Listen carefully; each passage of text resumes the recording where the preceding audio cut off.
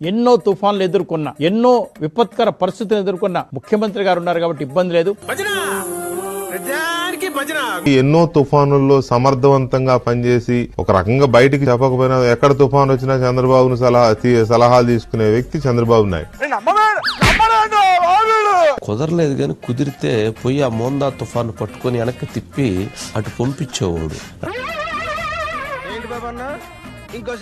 కుదరలేదు కానీ కుదిరితే పోయి ఆ మోందా తుఫాను పట్టుకొని వెనక్కి తిప్పి అటు పంపించేవాడు.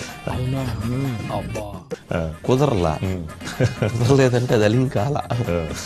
అంటే జనరల్ గా అలా పని చేసేటువంటి ఆయన నిద్రపోడు, వేరే నిద్రపోడు,